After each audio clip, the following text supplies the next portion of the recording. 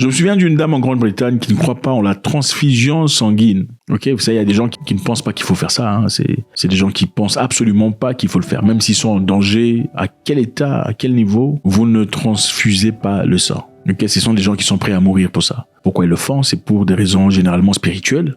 Façon d'exister sur Terre ne doit pas inclure quelconque transfusion de sang. Et une personne qui volontairement, dans leur religion, accepte de se faire transfuser le sang, il pourrait être ostracisé de la religion. Alors il s'agissait d'une dame qui était mariée au grand frère d'un ami à moi. Et vous savez, généralement, comme les Africains aiment garder l'Afrique, même en Europe, elle cuisinait, elle faisait du poisson. Et le poisson, généralement, pour ceux qui aiment le poisson en Afrique, c'est du poisson frais. Ce n'est pas un poisson qu'on achète de manière industrielle, un poisson déjà traité. Le poisson est généralement acheté avec sa tête et tout le reste, même les entrailles. Et c'est la femme qui enlève, qui nettoie le poisson, en fait, tout ça. C'est un peu dégueulasse, mais on s'y habitue. Vous savez, il y a beaucoup de choses qui sont dégueulasses, hein. Même partir dans les toilettes comme vous le faites chaque jour, c'est dégueulasse. Mais vous y habituez, n'est-ce pas? Et beaucoup parmi vous prenez plaisir quand vous y allez. D'accord? Ça fait partie des plaisirs de certaines personnes. Alors c'est ça. La femme dont je parle ici, une Africaine vivant en Grande-Bretagne, faisait son poisson et avait son enfant, un petit enfant de 3 ou 4 ans, je crois. Elle a pris un petit moment pour aller aux toilettes, laissé un grand couteau pointu dans la bassine où elle faisait le poisson. Et pendant ce temps, le petit a grimpé sur la table et a sauté sur la bassine et tomba directement sur la pointe du couteau. Il y avait le sang qui sautait de partout et c'était horrible à voir. En ce moment-là, il fallait se précipiter à l'hôpital, appeler l'ambulance, essayer de bloquer le sang et tout ça. Et juste avant de faire ce qu'il y avait à faire, elle a commencé à crier « Surtout n'osez pas transférer le sang à mon enfant ». Elle a commencé à pleurer « Ne le faites pas, ne le faites pas ». Elle a commencé à bouger, taper les histoires, casser des trucs. Parce qu'elle ne voulait pas. Sa conviction à elle est telle qu'ils ne peuvent pas se faire transfuser les sangs. Les médecins ne l'ont pas écouté. Les médecins ont fait ces transfusions pour sauver la vie de cet enfant. Elle était très fâchée, très en colère. Elle est partie porter plainte par rapport à ça. Contre l'hôpital qui a sauvé l'enfant. Et arrivé en justice, le juge dit, écoutez, sous notre juridiction, nous avons le droit et le pouvoir. Dans les cas d'urgence impliquant des mineurs, les tribunaux peuvent intervenir pour autoriser la transfusion contre la volonté des parents. Le droit de l'enfant qui n'a pas encore la capacité de choisir par rapport aux sentiments du parent. Avec ça, elle s'est fait beaucoup d'ennemis. Et parmi ses ennemis, il y avait des gens de Human Rights, je crois, qui ont tout fait pour pousser pour qu'elle rentre chez elle. Enfin, pour qu'elle soit expulsée du pays. Sous prétexte que son pays n'était pas en guerre et qu'elle n'avait aucun droit d'être légalement, en tout cas, sous couvert d'un certain refuge, restée en Grande-Bretagne. Donc on a tout fait pour la pousser hors du territoire parce qu'elle avait refusé qu'on soigne son enfant. Et l'avocat disait c'est incroyable de voir une mère vouloir voir son enfant mourir pour ses croyances. Qui sommes-nous pour juger? C'est une histoire très intéressante. Je ne sais pas qu'est-ce que vous feriez vous dans votre cas. Est-ce que vous accepteriez ou pas? Est-ce la technologie médicinale bonne ou pas dans la vie? Enfin, les gens changent de cœur en cas de difficulté, changement de poumon ou de foie, greffe de pancréas, je sais pas. Le sang, vous n'accepterez pas. Bon, je sais que moi je suis un peu biaisé parce que quand on dit qu'il faut être donneur d'organes, je refuse de le faire. Mais si j'avais besoin d'organes, je voudrais bien en recevoir d'une personne. Je refuse d'être donneur d'organes. Pourquoi? Parce que je pense que dans beaucoup de pays, quand on est donneur d'organes, on peut l'écrire dans son permis de conduire. Et en cas d'accident, rapidement, on sait que tu es donneur d'organes. Et il y a des investigations que je connais, que j'ai suivies méticuleusement. Les donneurs d'organes, généralement, quand ils sont dans des conditions critiques, on les laisse mourir parce qu'ils sont donneurs d'organes. Donc on ne essaie pas de se battre, de fournir des efforts nécessaires pour le ressusciter, pour le garder en vie. Généralement, on dit, bon, écoutez, malheureusement, il y a de l'argent impliqué. Mais je ne serai pas donneur d'organes. Je ne peux malheureusement pas pointer du doigt non plus parce que je sais que la dernière fois que j'avais mon opération à moi, chirurgicale, le médecin a posé la question ouverte disant, et en cas de sang, si vous en aviez besoin, est-ce qu'on peut faire une transfusion de sang? Et ma question à moi, je me souviens, est-ce qu'on peut s'assurer que ce ne soit pas le sang venu de gens qui ont pris le vaccin Covid? Ah oui, c'était ma réponse. Je ne sais pas d'où ça venait, je ne sais pas si j'étais simplement fatigué ou tout le bazar, mais c'est ce que j'avais dit. Sacrifierez-vous votre enfant ou sa vie à cause de votre croyance? On a l'impression que beaucoup de gens respectent la Bible selon leurs sentiments. Donc ce sont des gens qui choisissent, en tout cas ceux qui le font, choisissent des versets bibliques qui les arrangent. C'est bizarre. Vous respectez un verset, l'autre verset vous respectez pas. La même Bible qui dit que la femme ne doit pas prêcher. Dans 1 Timothée 2, verset 11-12, on dit que la femme écoute les instructions en silence, avec une entière soumission. Je ne permets pas à la femme d'enseigner ni de prendre l'autorité sur l'homme. Elle doit demeurer dans son silence. Ok?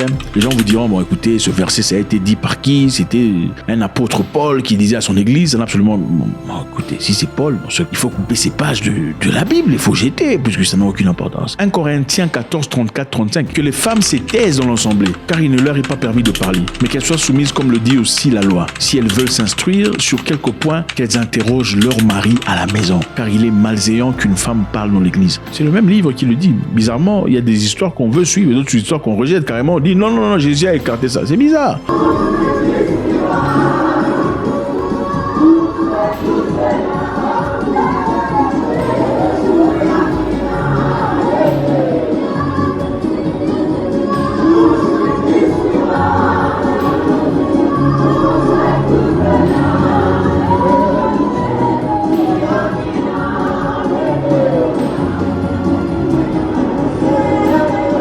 Je ne sais pas si l'Église doit autoriser ce genre d'histoire. Regardez-moi ça. Je ne sais pas. On dit que c'est Paul. Bon, c'est vrai. Il y a aussi d'autres versets. Par exemple, la Bible interdit la consommation de porc. Ah oui, ça, on ne vous parle pas. On ne vous en parle jamais. On ne vous dit pas. On vous parle seulement de donner. Il faut donner 10%, mais la consommation de porc, on n'en parle pas. Lévitique 11, versets 7 à 8. Il est écrit, ça, ce n'est pas Paul qui a écrit. Il est écrit, le porc qui a le sabot fendu, mais ne rumine pas, vous sera impur. Vous ne mangerez pas de leur chair et vous ne toucherez pas de leur caracasse. Vous ne mangerez pas de leur chair, vous ne toucherez même pas leur caracasse. Il souligne encore, vous le regarderez comme impur. Bon, écoutez, les gens, dans leur misère, ils en mangent, hein. Des justifications, des raisons disant, Jésus, quand il est venu, il a effacé tout ça. Mais si Jésus est venu, il a effacé tout ce qui a été. Ça dit que ça n'a aucune importance. Il faut couper ça de la Bible.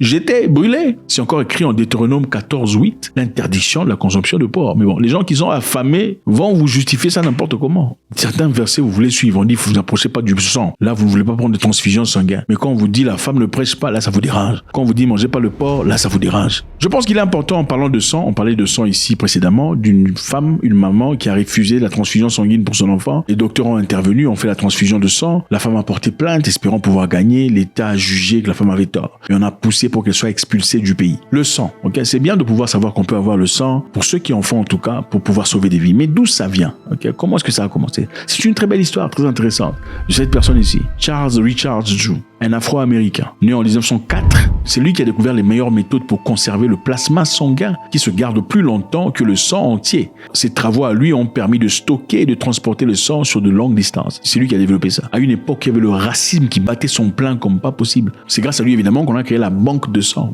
Vous savez ce que c'est, banque de sang? Ceux qui partent faire de dons de sang, ok, pour stocker, pour des gens en cas de difficulté, des femmes enceintes en difficulté ou en complications, des gens qui sont blessés dans les accidents de voiture. Ils ont besoin de sang pour vivre. Ok, c'est bizarre de voir que le livre censé être de Dieu vous interdise de donner du sang à ceux-là qui sont en difficulté. Enfin, je sais pas. En effet, avant la découverte de Charles Drew, le sang pourrissait très vite, après 2 jours. Mais à la fin des années 30, Charles Drew a trouvé les meilleures méthodes pour conserver le plasma sanguin qui se garde plus longtemps que le sang entier. Alors, ce qui est intéressant, c'est quoi? Rendez-vous compte que pendant cette époque, c'était la Deuxième Guerre mondiale. L'Allemagne avait conquis presque l'entièreté de l'Europe et les Américains, les Anglais, les Russes se battaient pour essayer de regagner du terrain. Mais avec ça, il y avait beaucoup de drames, beaucoup de sang, beaucoup de morts. Les Américains et autres avaient besoin de sang, okay, pour renflouer le stock qu'il y avait sur place, pour redonner l'espoir à ceux-là qui étaient blessés à la guerre. Mais il n'y avait pas moyen de le faire. C'est grâce à Charles Drew, à travers un sponsoring qu'il a eu, à travers la Red Cross, qu'il a pu réaliser ce grand projet. Il est devenu le premier directeur de banque de sang de la Croix-Rouge américaine. Premier directeur de banque de sang. Cependant, il a démissionné. Pourquoi? Parce qu'une chose intéressante s'est passée.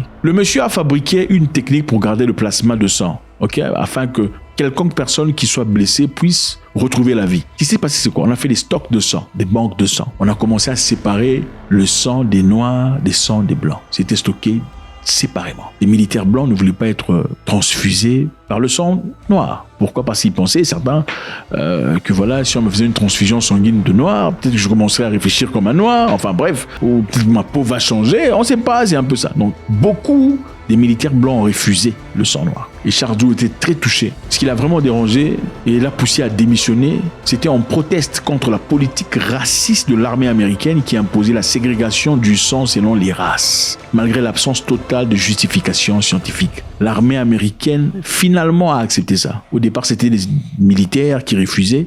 Et là, c'était pas tout à fait un problème pour lui. Quand l'armée a justifié cela, disant séparons le sang des noirs et le sang des blancs, même en guerre, on peut pas mettre les sangs des noirs et des blancs ensemble. C'est là que Charles Drew a démissionné. Qu'aujourd'hui, vous pouvez partir en opération, on peut aller chercher le sang qui a été stocké pour vous brancher vous. Alors c'est ça, je voudrais savoir ce que vous en pensez, c'est très intéressant. Êtes-vous de ceux qui refuseraient le sang à son enfant? Et si vous l'êtes, expliquez-nous s'il vous plaît, comme ça on va comprendre. Deuxièmement, que pensez-vous de ceux qui le font? Troisièmement, ce qu'a vécu Charles Drew dans son époque était une réalité insordide. Quelle est votre conclusion dans cette histoire? Faites-moi savoir ce que vous en pensez. C'est toujours avec beaucoup de plaisir. God bless.